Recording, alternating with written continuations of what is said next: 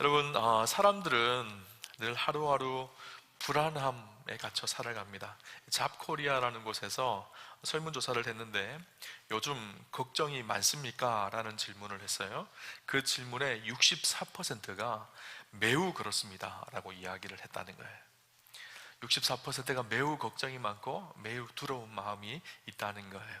그 내용에 보니까 이런 내용도 있습니다. 최근에 몇 개월 사이에 걱정 때문에 걱정이 꼬리를 물어서 밤에 잠 못 이룬 적이 있습니까? 라는 질문에 10명 중에 8명이 최근 몇 개월 안에 걱정과 염려 때문에 잠 못 이룬 적이 있었다라고 그렇게 이야기를 합니다.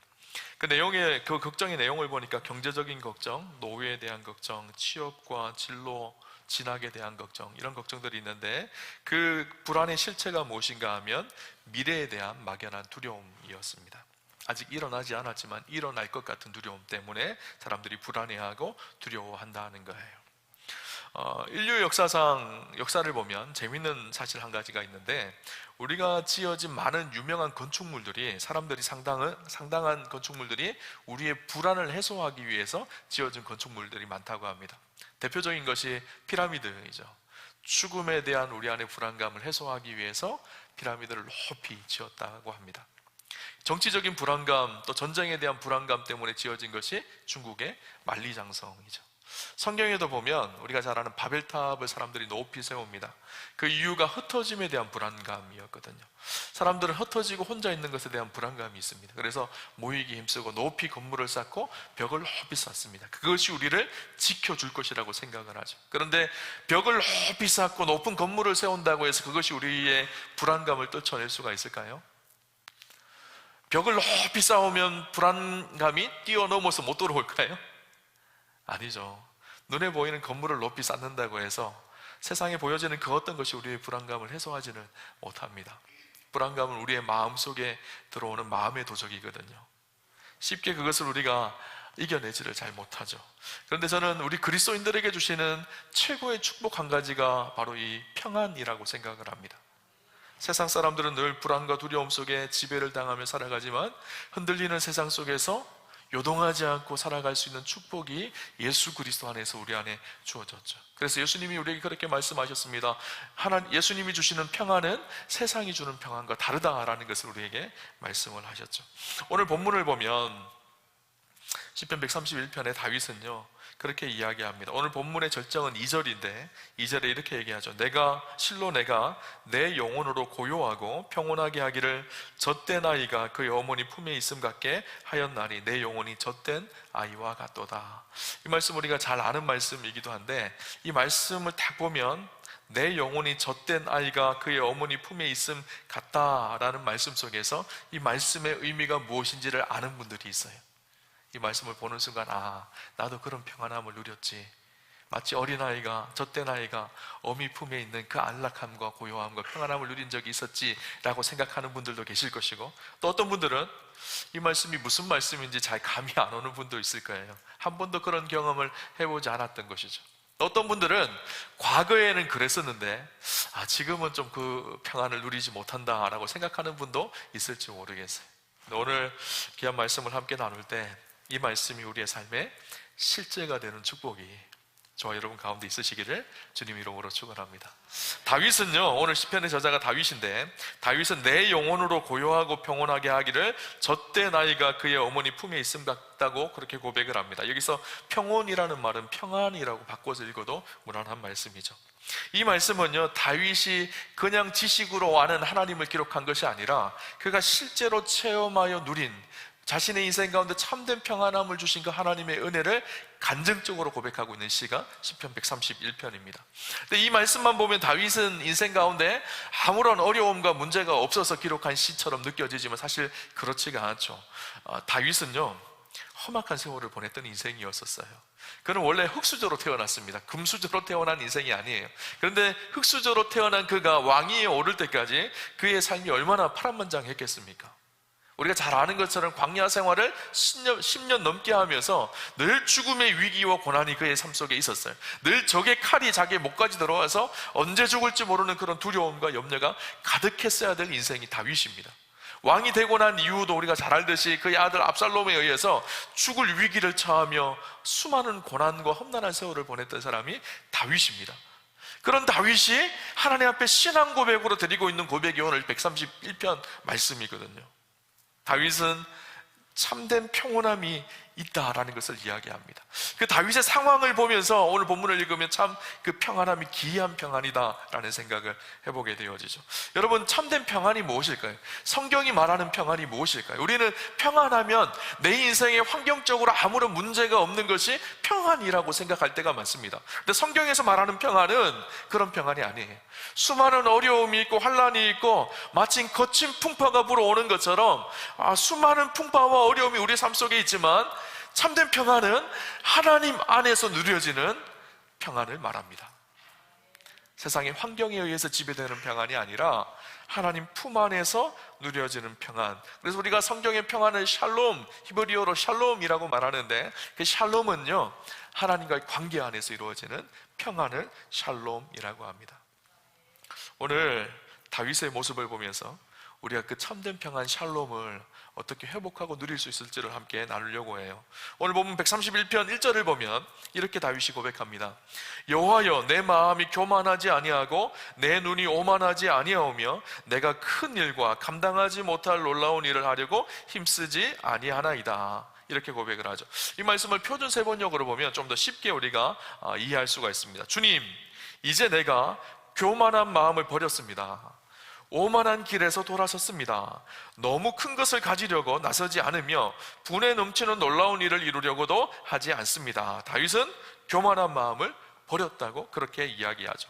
오늘 본문의 1절 말씀과 2절 말씀은 사실 대조를 이루는 말씀이에요. 2절은 참된 평안을 누리는 그 모습이 어떤지를 설명하고 있는 말씀이라면 1절은요, 그렇게 그 참된 평안을 누리기 위해서 다윗이 버려야 될 것이 있다라는 것을 말합니다. 참된 평안을 누리기 위해서 버려야 될 것이 있는데 그 첫 번째가 무엇인가 하면 바로 교만한 마음이라는 거예요. 우리가 참된 평안을 얻기 위해서 해야 될 첫 번째 일은 무엇인가 하면요, 교만한 마음을 버리는 것입니다. 교만하다라는 것은요, 참 두려운 죄입니다. 많은 사람들이 수많은 죄 중에 한 가지가 교만이라고 생각을 하는데 사실 교만은요, 죄의 본질이기도 합니다. 하나님을 떠난 우리 인생 가운데 하나님을, 왕 대신 하나님을 몰아내고 스스로 하나님이 되려고 하는 것이 죄의 본질이거든요. 그래서 우리가 잘 아는 것처럼 선악과를 따먹으려고 했을 때 뱀이 어떻게 속삭이죠? 아담과 하와에게 선악과를 먹으면 눈이 밝아져서 내가 하나님처럼 될 것이다, 그 속삭임이었거든요. 우리의 마음속에는 끊임없이 교만함이 있습니다.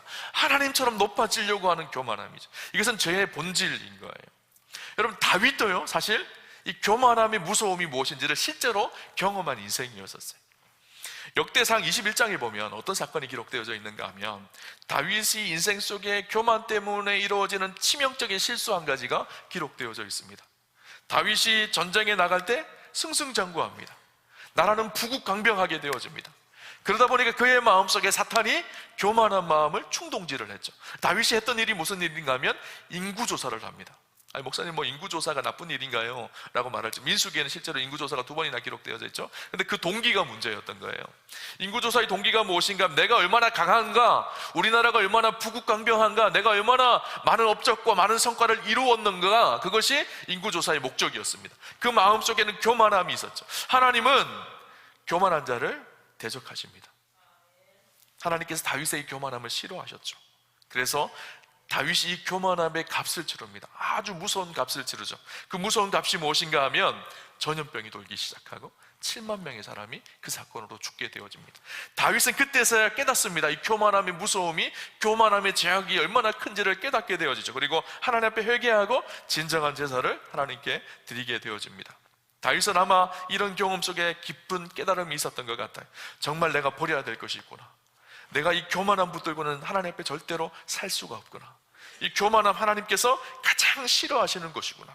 그래서 하나님과의 관계를 회복하고 참된 평화를 누리기 위해서 내가 이 교만함을 버려야 되겠다라는 생각을 한 것이죠. 그래서 오늘 시편 기자는, 다윗은 그렇게 이야기합니다. 내가 교만을 버렸다라고 이야기하고 있는 것이죠. 여러분, 교만함이 있으면요, 마음속에 평안함이 있을 수 없습니다. 왜 그럴까요? 교만함은 하나님이 계셔야 될 자리에 내가 있는 것이거든요. 하나님보다 내가 앞서는 것이 교만함이에요. 자, 예전에 한 재미있는 이야기를 글을 읽었어요. 호박과 박의 차이점이라는 글이에요. 이런 내용입니다. 호박은 언제나 자기 이름을 앞세웁니다. 그래서 호박으로 죽을 쓰면 뭐죠? 호박죽. 호박으로 엿을 만들면 호박엿. 호박으로 떡을 만들면 호박떡. 호박으로 전을 부치면 호박전. 언제나 자기 이름을 앞세운다는 거예요. 그런데 박은 언제나 자기 이름을 뒤에 세웁니다. 예를 들면 박은 우물을 펄 때 그 박을 둘의 박 이렇게 이야기를 하죠. 표주 박 이렇게 얘기합니다. 박표주 이렇게 안 합니다. 조롱 박 이렇게 얘기를 하죠. 거린들이 동냥을 할 때 쓰는 박을 뭐라 그러죠? 쪽박이라 그럽니다. 박쪽이라고 하지 않죠. 그러면서 그 글의 저자가 그렇게 얘기를 해요. 우리의 인생은 호박 같은 인생이 되어야 합니다. 우리는 늘 우리의 이름을 앞세우려고 합니다. 하나님의 이름을 앞세워야 될 우리가 자꾸 자신의 이름을 앞세우려고 해요. 그것이 교만함이거든요. 여러분, 호박 같은 그리스도인이 아니라 박 같은 그리스도인이 되셨으면 좋겠어요. 우리의 삶을 통해서 하나님의 영광이 드러나고 하나님의 이름을 앞세우는 인생, 그 하나님의 영광을 드러내고 하나님의 이름을 앞세우는 인생 가운데 하나님께서 무엇을 주실까요? 평안함을 주시는 거예요. 출애굽기 3장에 보면 우리가 지난번 나누었던 말씀이기도 한데요, 모세가 호렙산에서 양을 치던 중에 놀라운 사건을 경험하죠. 떨기나무에 불이 붙은 사건을 경험합니다. 근데 기이한 일은 떨기나무에 불이 붙었는데 그 떨기나무가 타지 않는 거예요. 모세가 깜짝 놀래 그 앞에 나아갑니다. 그때 3장 5절에 보면 하나님께서 이렇게 말씀하시죠. 하나님이 이르시되 이리로 가까이 오지 말라. 내가 선 것은 거룩한 땅이니 내 발에서 신을 벗어라. 그곳에서 신을 벗으라고 말합니다. 그리고 나서 7절에 사명을 줍니다. 내 백성이 지금 애굽에서 신음하며 고통 속에 있으니까 네가 가서 그들을 출애굽해서 약속의 땅, 젖과 꿀이 흐르는 가나안 땅으로 인도하라는 거예요. 그래서 너를 통해 그 일을 하나님께서 이루시겠다는 큰 비전과 큰 꿈과 큰 사명을 주죠. 그런데 왜 하나님께서 그 꿈과 사명을 주실 때 그 전에 왜 먼저 신을 벗으라고 하셨을까요? 신을 벗는다라는 것은 지난번에도 말씀드렸던 것처럼 종이 되겠다라는 거예요. 내 위에 하나님이 계신다라는 거예요. 주권자이시고 주인이신 하나님이 계시기에 그 하나님 앞에서 내가 신을 벗고 스스로 낮추고 종이 되겠다는 고백이거든요. 이스라엘 백성들을 출애굽을 한 이스라엘 백성들을 끌고 간 모세가 광야에서 놀라운 기적을 베풀기도 하고 놀라운 사건들이 모세를 통해서 일어나게 됩니다. 놀라운 업적을 이루었죠. 사람들이 모세를 환호하고 열광하고 모세를 칭송하고 높여도 이상할 일이 전혀 없습니다. 그런데 그때마다 모세가 기억했다 해야 되는 것이 무엇이었을까요? 하나님 앞에 실을 벗는 일이에요. 내가 주권자가 아니라는 거예요. 주권자이신 하나님이 계신다라는 거예요. 그 하나님 앞에 겸손하게 자신의 삶을 낮추고 나는 스스로 종된 자리로 돌아갈 때 하나님과 함께하는 참된 평안함이 그의 인생을 이끌었던 것이죠. 광야 속에 수많은 위기가 찾아오고 수많은 어려움이 찾아오는 광야였지만 그 광야를 성공적으로 이끌 수 있었던 비결, 그것은 스스로 종이 되는 것이었어요. 스스로 하나님 앞에 낮아지는 것이었습니다. 여러분, 하나님은요, 겸손한 자에게 평안함을 주십니다. 자신을 낮추는 자를 하나님께서 평안하게 하시고 그를 들어서 사용하시는 것이죠. 두 번째, 우리 한 가지가 볼 것이 있어요. 참된 평안을 얻기 위해서는 자기의 본분을 바로 알고 행해야 합니다. 오늘 본문 1절 하반절을 보면 내가 큰 일과 감당하지 못할 놀라운 일을 하려고 힘쓰지 아니하나이다 이렇게 이야기하죠. 이 말씀을 보면 좀 이해가 되지 않습니다. 큰 일을 하고 감당하지 못할 놀라운 일을 하면 좋은 것 아닌가요? 우리 그렇게 생각하지 않나요? 우리 자녀들이 큰 꿈을 가지고 놀라운 일을 하겠습니다 이렇게 말하면 야, 너 잘한다 이렇게 박수 쳐줘야 되잖아요, 그죠? 근데 오늘 특이하게 큰 일과 감당하지 못할 놀라운 일을 하려고 스스로 힘쓰지 않겠다, 다윗은 그렇게 고백을 하고 있거든요. 이 큰 일, 감당하지 못할 놀라운 일, 이것이 무엇일까요? 욕심, 욕망을 말해요. 야망을 말합니다. 자기의 본분을 알겠다라는 거예요. 표준 세번역으로 보면 좀 더 쉽게 우리가 이해할 수 있습니다. 너무 큰 것을 가지려고 나서지 않으며 분에 넘치는 놀라운 일을 이루려고도 하지 않습니다. 스스로 주어진 그 자리에 자족하며 만족하며 기뻐하며 그렇게 살겠습니다. 내가 무엇인가를 성취하고 이루기 위해서 헛된 야망과 욕심을 부리지 않겠습니다. 이 고백이거든요. 수많은 사람들이요, 꿈을 꾸고 비전을 가진다고 하지만 그 꿈과 비전 속에 자신의 야망을 녹여서 살아가는 사람들이 얼마나 많은지 몰라요. 그래서 더 많은 것, 더 욕심을 채우고 더 높은 자리에 올라가는 것, 이것을 인생의 목적으로 두고 내가 생각하는 가치보다 훨씬 높은 곳으로 끊임없이 탐욕을 부리며 올라가려고 하는 것이 우리의 인생이죠. 간혹 야망에 둘러싸여 있는 사람들을 볼 때가 있습니다. 심지어는 목회자들 중에서도 야망으로 목회를 하는 분들을 간혹 만날 때가 있어요. 그분들 안에는 꿈이라고 이야기를 해요. 그렇지만 그 꿈 속에는 자기 안에 있는 야망이 표출될 때가 있습니다. 큰 교회를 이루고 많은 성도들이 모여서 내 이름이 유명해지고, 그래서 많은 사람들이 나에게 칭송을 하고 많은 사람들이 박수 쳐주고, 이것이 목적이 되어지는 것이 너무너무 많죠. 그러다 보면 어떤 일이 일어날까요? 교회가 기업처럼 바뀝니다. 무엇인가 날마다 성과를 만들어내고 성장을 해야 된다는 그 강박관념 속에 살아가요. 그런 분들의 특징을 보면 평안이 없어요. 자유와 기쁨이 없습니다. 늘 무엇인가 불떠려 살아갑니다. 아무것도 하지 않으면 불안합니다. 두렵습니다. 염려가 밀려오는 거예요. 더 성장해야 되고 더 많은 것을 성취해야 되는데 그러지를 못하니까 마음속에 불안함이 밀려오는 거예요. 여러분, 사람들 안에 사실 다 야망이 없는 사람이 어디 있겠어요? 저마다 다 욕심과 야망이 있겠죠. 저도 야망이 없다고 할 수는 없다라는 생각이 들어요. 그런데 늘 그렇기 때문에 하나님 말씀 앞에서 스스로를 점검하고 확인해야 합니다.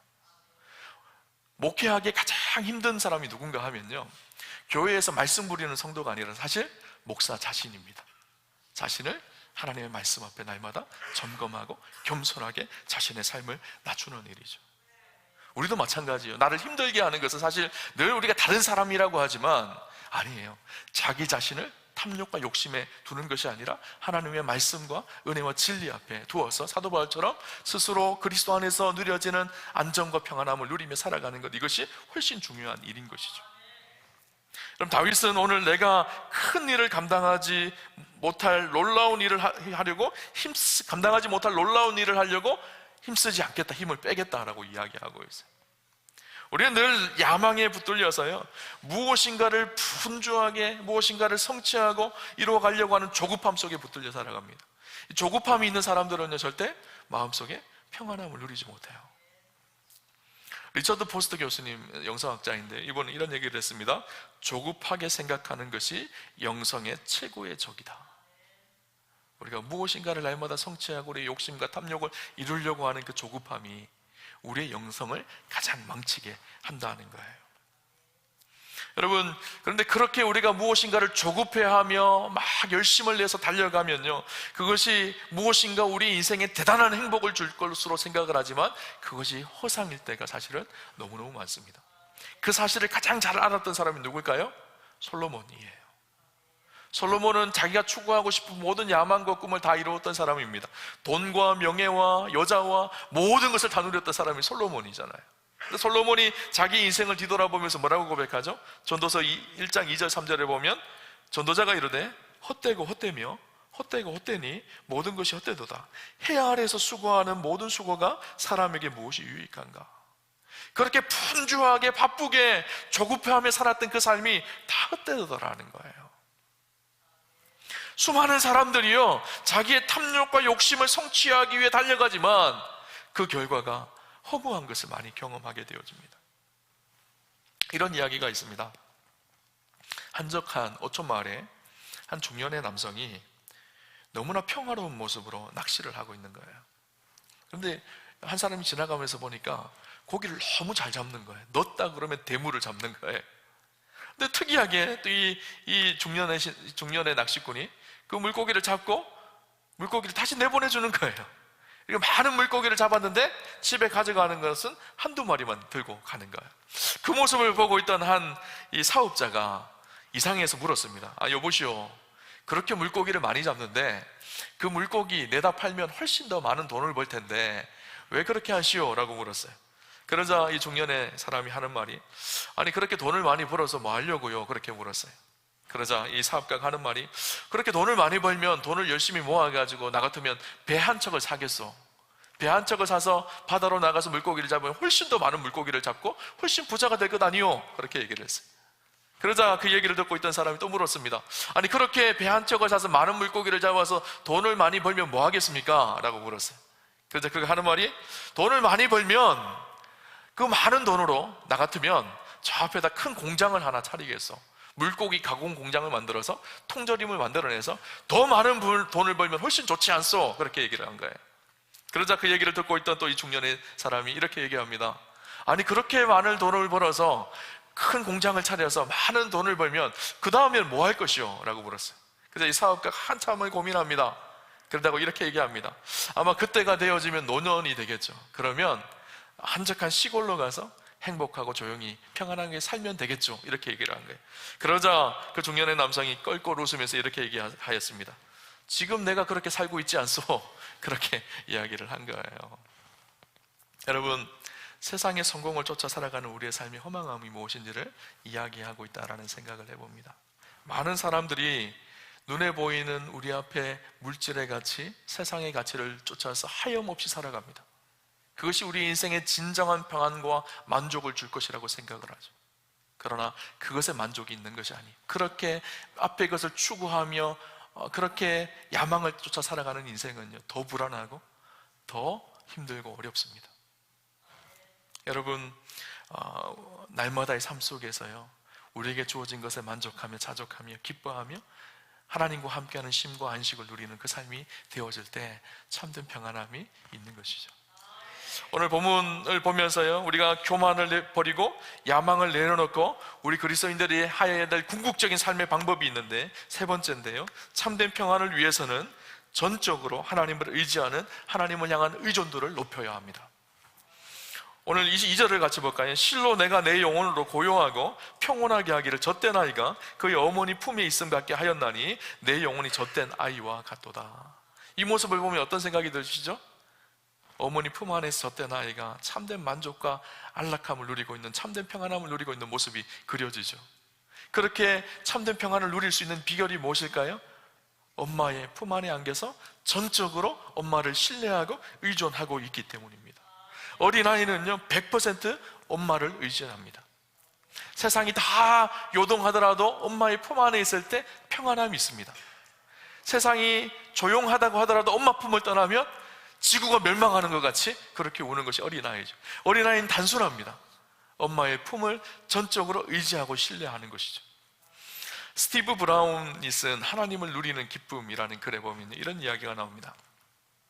최근에 뉴욕을 방문했다가 올랜도 집으로 돌아갈 때 섬뜩한 경험을 했다. 무슨 경험을 했는가 하면요, 비행기가 잘못된 기류를 만나서 심하게 흔들리는 거예요. 이 목사님이 겉으로는 태연한 척 했는데 너무 비행기가 심하게 흔들리니까 두려움이 확 밀려오더라는 거예요. 근데 깜짝 놀란 것이 옆에를 보니까 한 어린아이가 엄마 품 안에서 너무 기뻐하며 깔깔깔깔 웃으면서 있는 거예요. 좀 걱정이 되었다는 거예요. 비행기가 이렇게 흔들리는데 저 아이가 어떻게 저렇게 웃고 있나. 근데 조금 지나다가 보니까 비행기가 폭풍을 만나서 너무 휘청하면서 지금까지 한 번도 경험해보지 못한 공포를 느낀 거예요. 근데 더 깜짝 놀란 것이 아까 그 깔깔 웃던 아이가 엄마 품 안에서 너무나 고요하게 잠을 자고 있더라는 거예요. 그러면서 그가 이런 얘기를 합니다. 때로 우리는 똑바로 하는 데만 너무 신경을 쓴 나머지 가장 중요한 것은 규칙이 아니라는 점을 잊어버린다. 특히 자녀를 향한 부모의 사랑은 규칙이 아니다. 그 비행기에 탔던 어린아이가 심한 폭풍우 속에서도 엄마의 품에 안겨 잠을 자기 위해 어떤 자격이나 조건이 필요했던 것은 아니다. 전날에 자신이 했던 나쁜 짓을 용서받아야만 잘 수 있다든지 엄마에게 아름답다거나 훌륭하다 등의 아부를 떨어야만 잘 수 있는 것도 아니다. 그저 엄마와 함께 있다가 졸리면 가슴에 기대어 자면 그만이다. 여러분, 아이가 엄마 품에서 평안함을 누리는 것이 그 전날 착한 일을 해서 엄마의 품에서 평안함을 누리는 것일까요? 엄마한테 엄마 아름다워요, 예뻐요 그렇게 말을 해서 엄마 품에 안길 수 있는 것일까요? 아니에요. 그냥 아이는 엄마를 의존하기 때문에 엄마의 품에 와서 안기면 돼요. 그러면 그 속에서 누려지는 평안함이 있습니다. 근데 많은 그리스도인들이 오해하는 것이 있어요. 내가 하나님 앞에 무엇인가 선한 일을 해야지, 내가 착한 일을 해야지, 내가 결점이 없고 흠이 없어야지 하나님이 나를 받아주실 것이라는 착각이에요. 아니에요. 우리는 하나님 품에, 아버지 되신 하나님 품에 안기면 되는 거예요. 하나님 다른 조건을 보시는 것이 아니에요. 그분을 의지하고 그분을 의존하며 그분의 품에 안기면 그분으로부터 오는 참된 쉼과 평안함이 우리 안에 있다는 거예요. 간혹 전도를 하다 보면 어떤 분들을 만나는가 하면 이런 분들을 만나요.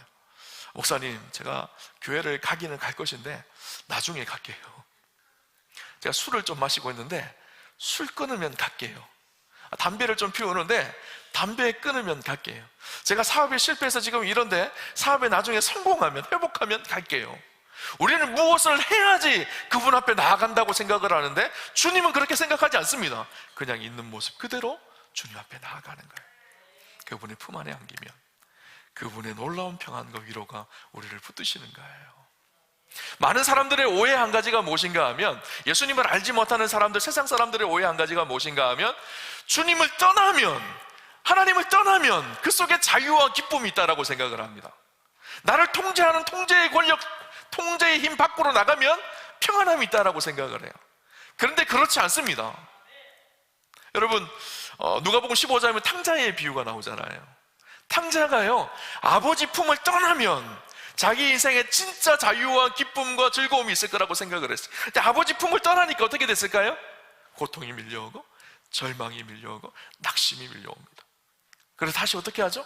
아버지 품 안에 참된 평안함이 있구나, 그것을 깨닫습니다. 그래서 다시 아버지 품으로 돌아가죠. 여러분, 참된 평안과 참된 자유는요, 하나님의 품을 떠나는 것이 아니라 하나님 품 안으로 들어오는 거예요. 한 심리학자가 재미있는 실험을 했습니다. 두 운동장, 넓은 운동장이에요. 아이들을 놀게 했어요. 근데 한 운동장에는 울타리를 쳐놨어요. 그리고 한 운동장에는 울타리를 없앴어요. 어느 곳에서 아이들이 자유롭게 기쁘게 더 놀까요? 울타리가 있는 곳? 없는 곳일까요? 우리 생각에는 울타리가 없는 곳에 훨씬 더 뛰어놀겠다 생각이 들잖아요. 그런데 그렇지 않더라는 거예요. 울타리가 없는 곳에서는 그 운동장 전체를 이용하지 않고 가운데에 모여서만 이렇게 운동을 하고 놀이를 하더라는 거예요. 근데 울타리가 있는 곳에는 운동장 전체를 다 사용하면서 아이들이 즐겁게 뛰어놀더라는 거예요. 보호하는 보호의 장치와 바운더리가 있을 때 훨씬 더 자유함을 누리더라는 거예요. 우리 신앙도 마찬가지라고 생각합니다. 주님 품 안에 들어가서 그분의 보호하심과 인도하심의 바운더리 속에 살아갈 때 참된 평안과 위로와 은혜를 얻게 되는 것이죠. 여러분, 오늘 그래서 본문 3절에요 이렇게 얘기합니다. 다윗은 이스라엘아, 지금부터 영원까지 여호와를 바랄지어다. 지금부터 영원까지 여호와를 바랄지어다. 여기서 바라라 라는 말은 하나님을 향한 신뢰와 소망의 의미가 담겨져 있습니다. 두 가지 의미가 함께 포함되어져서 바라다라고 표현하고 있어요. 하나님을 향한 전적인 신뢰와 그분이 우리 인생을 선한 길로 인도하실 것을 바라보는 소망이 담겨져 있다는 말이 바라다라는 말이에요. 다윗이 그것을 부탁하고 있는 거예요. 이스라엘아, 하나님을 바라라. 세상이 요동하고 흔들리고 폭풍 같은 세상을 살아가지만 그 하나님을 바라보라. 그분을 의지하고 그분께 소망을 둬라. 그렇게 우리에게 말씀하고 있는 것이죠.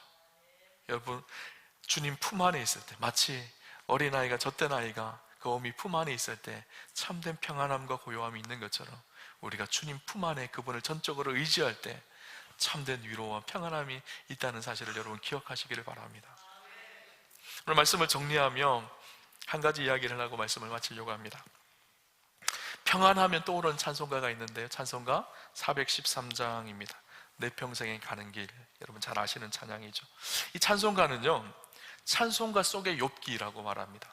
이 찬송가를 지은 사람이 스페포드라는 사람인데 변호사요, 또 의과대학의 법리학 교수였고, 또 신학교의 이사였고, 그리고 무디교회의 회계 집사님이기도 했습니다. 그런데 1873년 그의 인생 가운데 큰 고난이 닥쳐요.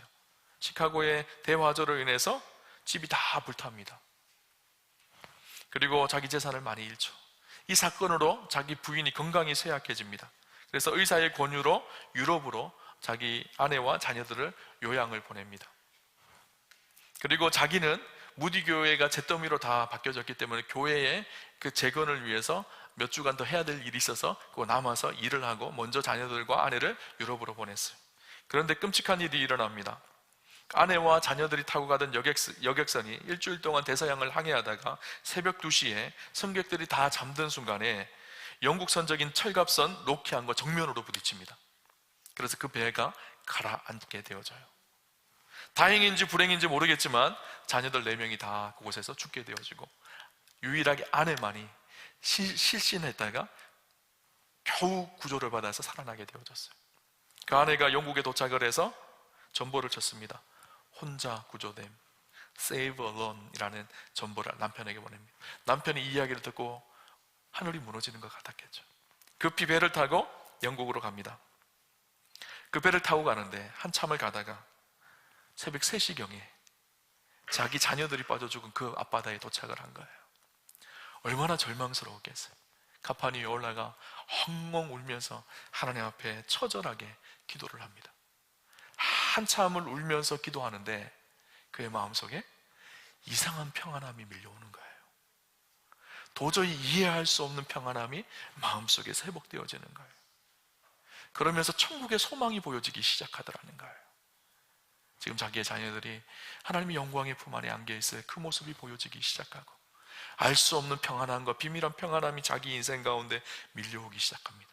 그때 그가 쓴 시가 찬송가 413장입니다. 내 평생에 가는 길 순탄하여 늘 잔잔한 강 같든지 큰 풍파로 무섭고 어렵든지 나의 영혼은 늘 편하다. 내 영혼 평안해. 내 영혼 평안해. 여러분, 세상은 여전히 우리를 뒤흔들어 놓습니다. 혼돈의 세상 속에서 평안이 없는 세상 속에 우리가 살아갑니다. 그러나 우리 주님은 그 세상 속에서 참된 평안을 우리에게 주기를 원하십니다. 오늘 다윗의 고백처럼 이스라엘아 지금부터 영원까지 여호와를 바랄지어다. 오늘 이 고백 붙들고 주님 바라볼 때 참된 평안이 저와 여러분을 붙드는 놀라운 은혜가 있으시기를 주님 이름으로 축원합니다. 우리 같이 주신 말씀을 붙들고 함께 찬양했으면 좋겠는데요, 주 품에 품으소서. 우리의 믿음의 고백을 하나님께 올려드릴 때 귀한 찬양을 통해서 우리 안에 부어지는 하나님의 평강이 함께 하시기를 주님 이름으로 축복합니다.